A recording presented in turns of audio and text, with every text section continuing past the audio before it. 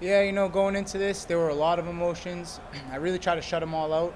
I didn't really want to tap into that. I didn't want to play into the emotional side of things. I didn't want to go into the UFC jitters that everyone talks about.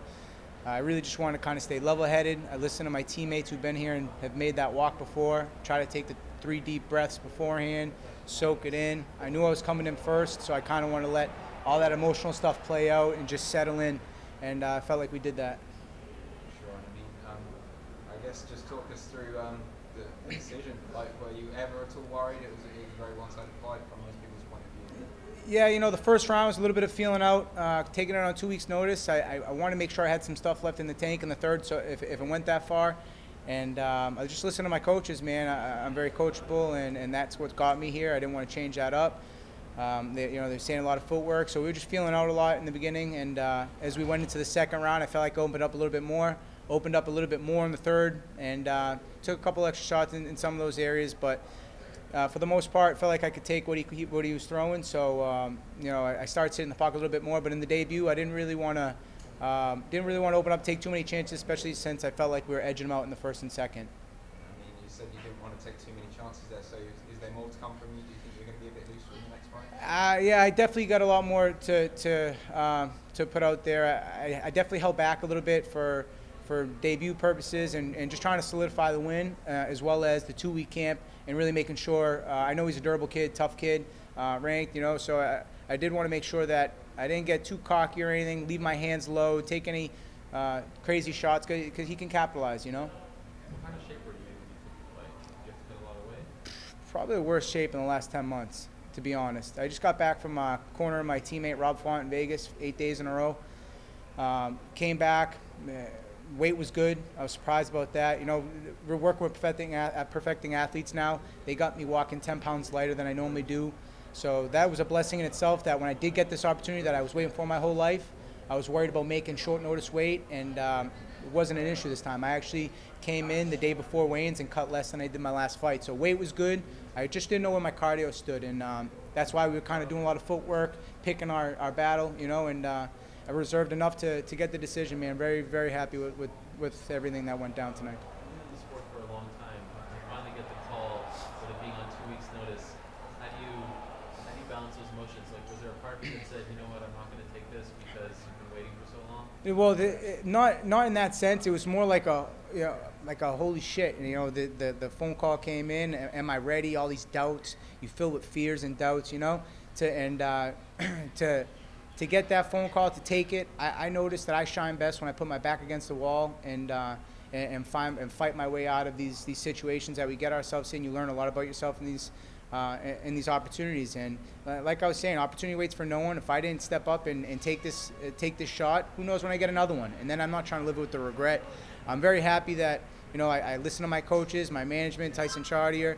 We stepped up, we took the opportunity, and we powered through, man. Definitely a lot of emotions, but like I said, I really, really focused on not playing into any of them, and I'm going to reflect on them now that we're on the other end.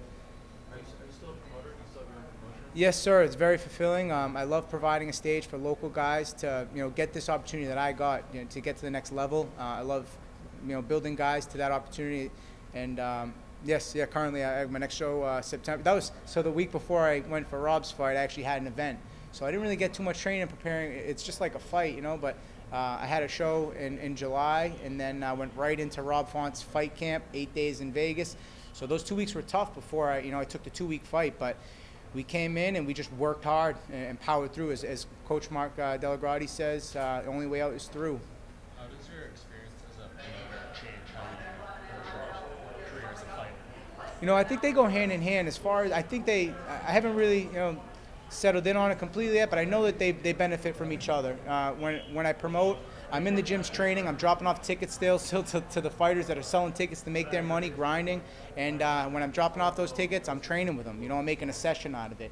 And it allows me to cross-train, allows me to really get thick in the MMA community from New England. It's a tight-knit area, and I'm just proud to represent them on the national stage tonight. How long do you see yourself being a promoter for? Do you think there's going to be a point in your fighting career where you might have to pick between the two? Well, I'll tell you what, man. Fighting on a local level, the money's not always there. So I had to make a decision, you know, as I was getting older. I love the sport, I love being involved, and being on the promoter side, it allowed me to kind of do both, continue to train, continue to make some money, and like I said, it's very fulfilling to be there. I just get a nicer seat now at the shows. I'm cage side, I'm listening to the pounding, I'm seeing what these guys go through, and it's like, you know, being around it, you get that itch. I had that 3-year layoff with my hand and then taking over the promotion, and every time I was at each show, I just get that itch, and you know, working back with Sityo Tong and you know, Carlos Neto, 617 Fight Sports, I feel like in that 3-year layoff, I developed a great team. We got perfecting athletes with the nutritionist. I got, you know, crew Mark at Sityo Tong. I got the management side. I got you know, Neto. I really have a good team around me right now. I see Rob Font, Tony Martin going out and performing on the national stage, and it just shows me that you know, I could do it too. Just curious, did you notice anything this week, being part of the biggest promotion in the world, that you're going to try to adapt into your own promotion? And if so, what? My whole career, I've done that. You know, I've things I like, things I didn't like. The professionalism here is unbelievable. You know, down to the locker rooms, the water, the food, everything out back. You better believe I'm hitting that ice cream stand before I get out of here. I love it, man. Look, the cameras, the production side, there's a lot into it. I go out in the show, I'm looking at the lights, you know, in the cage. I'm like, man, this production cost an arm and a leg. So, yeah, I take it all in, man, from all angles. And I'm just happy to, really more than anything, fulfill a dream of mine. I've always envisioned that walk, and really, when I said yes to the fight, I never know who's on the card I fight on, you know, but I'm looking at it, I'm like, holy shit, I'm on one of the best fight cards of the year, you know. What a blessing. I couldn't write it up better than this, and it's everything I hoped and more, man. I'm yeah, very, very happy. You said you had nerves out there, but you look really comfortable. So when did they shut down? Was it when they locked the cage? Do you remember a time when you were like, okay, I'm at home and I'm comfortable here? I tell you, man, opening round, like Rob was telling me, he's like, listen, man, you're going to go out there and you're just going to feel great. And I don't know if I said I felt the nerves. It was more like I just tried shutting out the emotions. I felt like I did that pretty well. You always kind of get this weird thing. It's like, you know, you feel like inside, you know, you're calm, but you don't want to feel flat. And you get out there, and then all of a sudden you start throwing some shots, and, you know, you just realize all this stuff that you got going on, the pre-fight, the week of, you know, that's the new stuff. But when you get in the cage, that's what you've done your whole career. So I just tried shutting out everything leading up, you know, relying on my coaches and my team for getting me ready for that opportunity when I stepped in there and the door shut. And from there, it's what I've done my whole career. So yeah, really good coaches, good teammates, walking me through it, telling me what to expect beforehand. And like I said, I came back from Rob Font's fight 8 days in a row. I was just there for the whole process. You know, it really helped bridge the gap for this opportunity. I felt like I've been here before, you know. Anyone else you look at in the division and you think that's a fun fight? Man, you know, I just took out one of the top guys, top 15 in the featherweight division. That's on 2 weeks' notice. You know, imagine what I could do a full camp. Let's, you know, whoever's out there, I'm gonna let my management, you know, take a look at who's out there and what's what. But I'm ready to go, man. I'm very happy to arrive. Considering how eerily composed you were for your UFC debut, do you, in hindsight, can you say that having a late notice call was somewhat of an advantage to not give you too much time to think about it or anything of the sort? You know, I really tried thinking of it like that. In any situation, I try to look at things in a positive note.